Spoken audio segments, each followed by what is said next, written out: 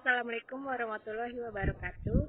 Apa kabar kalian semua? Semoga dalam keadaan sehat selalu ya. Oke, jadi di video kali ini saya akan membahas mengenai harmoni sosial dan kesetaraan dan harmoni sosial dalam masyarakat multikultural. Oke, sebelum kita next ke slide selanjutnya, kalian mempersiapkan dulu ya alat tulisnya agar nanti bisa mencatat materi di video ini ya.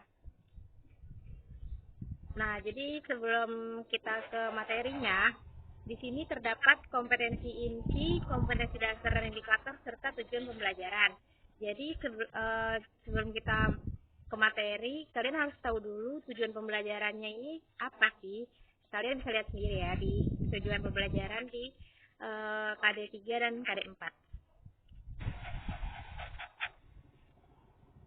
Nah, sekarang kita bahas dulu nih harmoni sosial. Jadi harmoni ini itu adalah keadaan yang nyaman, aman, dan teratur ya. Kalau misalnya harmoni sosial itu apa sih? Jadi harmoni sosial ini kondisi di mana individu hidup sejalan dan seterasi dengan tujuan masyarakatnya. Nah, jadi di dalamnya ini masyarakat dapat menjalankan fungsinya masing-masing. Nah, jadi seperti itu disebutnya adalah harmoni sosial. Nah, sedangkan harmoni sosial menurut Spencer ini terjadi pada masyarakat industri atau pada masyarakat kota ya. Harmoni sosial ini dasarnya berasal dari pembagian kerja. Nah, jadi di masyarakat kota ini kan sudah mengenal pembagian kerja ya, atau sudah terdapat spesialisasi pekerjaan ya. Nah, dengan begitu harmoni sosial dapat berdiri dengan sendirinya karena di dalam pekerjaannya itu ada sistem kerjasama dan lain-lain ya. Jadi tanpa dibentuk pun harmoni sosial sudah dapat berdiri dengan sendirinya karena sudah dapat menjalankan fungsinya masing-masing ya. Oke, lanjut. Di sini terdapat solidaritas mekanik dan solidaritas organik ya.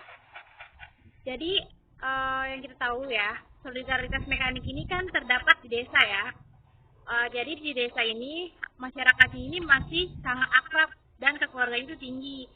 Gotong royongnya juga ya, mereka masih saling bantu-membantu antar tetangga ya. Lalu di sini tidak ada pembagian kerja. Kenapa tidak ada pembagian kerja? Karena umumnya di pedesaan ini tuh pekerja ini hanya satu jenis ya. Misalnya nih di pedesaan itu kan banyaknya pesawahan ya. Jadi otomatis pekerjaannya ini homogen ya, yaitu sebagai petani.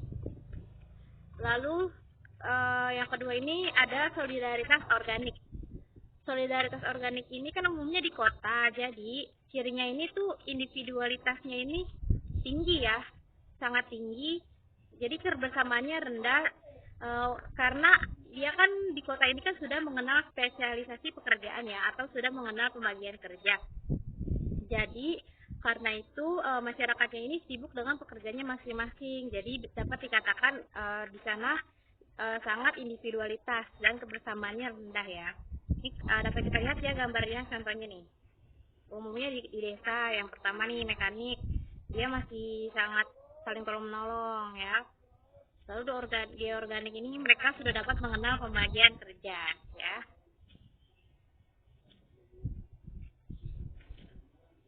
Nah, di sini ada kesetaraan dan harmoni sosial dalam masyarakat multikultural. Nah, jadi kita harus tahu dulu nih masyarakat multikultural ini apa sih? Jadi masyarakat multikultural ini itu masyarakat yang anggotanya terdiri dari berbagai golongan, suku, etnis, ras, agama, dan budaya ya. Jadi di Indonesia ini kan sangat beragam seperti banyak budaya di dalam setiap daerah ya, budaya yang sangat unik ya, beragam. Nah, terus di sini kenapa ada kesetaraan? Nah, karena dari keberagaman ini biasanya cenderung menyebabkan konflik kalau misalnya anggota tiap daerahnya ini tidak dapat menerima budaya lain. Nah, jadi kesetaraan ini berada di tengah-tengahnya untuk dijunjung tinggi agar tidak menyebabkan konflik. Lalu di sini ada dinamika masyarakat Indonesia. Nah, di sini kan ada faktor-faktor penyebab konflik. Jadi yang kita tahu nih ya, di Indonesia ini kan berdasarkan sejarahnya sering terjadi peperangan ya pada waktu itu yang menimbulkan pertumpahan darah ya. Nah, jadi tuh kita harus tahu nih ya, faktor-faktor penyebabnya ini apa sih? Yang pertama, harga diri dan kebanggaan kelompok terusik, perbedaan pendidikan atau sikap siap budaya, perbedaan kebudayaan yang dimiliki setiap etnis, serta benturan kepentingan politik, ekonomi, dan kekuasaan. Nah, jadi dalam 4 faktor ini, jika kita tidak bisa menghargai budaya lain, maka akan cenderung rentan yang terjadinya konflik. Lalu di sini ada mewujudkan masyarakat multikultural. Nah, multikulturalisme ini kan menuntut masyarakat untuk hidup penuh toleransi, saling pengertian antar budaya dan antar bangsa dalam membina suatu dunia baru. Nah, jadi jika kita ingin mewujudkan masyarakat multikultural untuk menghindari konflik, jadi kita harus penuh toleransi, harus menghargai budaya lain yang berbeda dengan budaya kita agar terhindar yang namanya konflik ya. Nah, di sini ada 3 dasar yang dapat dijadikan acuan untuk pendidikan multikultural. Yang pertama ini pengakuan terhadap identitas budaya lain ya. Tadi yang seperti saya katakan, kita harus bisa mengakui budaya lain di luar budaya kita, karena jika kita tidak menghargai, itu akan menimbulkan konflik ya. Jadi di sini kita harus bisa mengakui pengakuan yang dimiliki dan keunggulan yang dimiliki budaya tersebut. Jadi kita tidak bisa mengakui hanya budaya kita aja nih yang tinggi, tapi budaya lain enggak. Kita tidak bisa kayak gitu, tapi kita harus bisa menghargai keunggulan budaya lain juga. Lalu yang kedua ini ada adat, kebiasaan, dan tradisi yang hidup dalam suatu masyarakat, merupakan tadi tingkat kesatuan perilaku di dalam masyarakat. Nah, jadi adat kebiasaan ini kan turun menurun ya, tradisi turun temurun.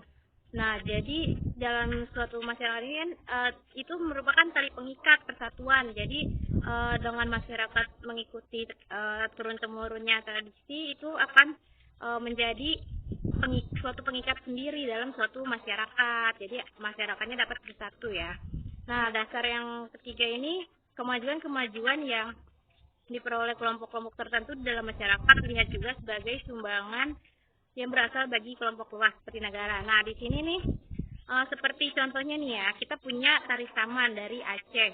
Nah, jadi waktu itu pernah ada boyband dari negara Korea yang menari saman. Jadi tuh ternyata tanpa kita sadari, kebudayaan kita sendiri dari Aceh ya, itu tuh memberikan sumbangan besar dari negara kita ya, yang dapat dikenal oleh negara lain.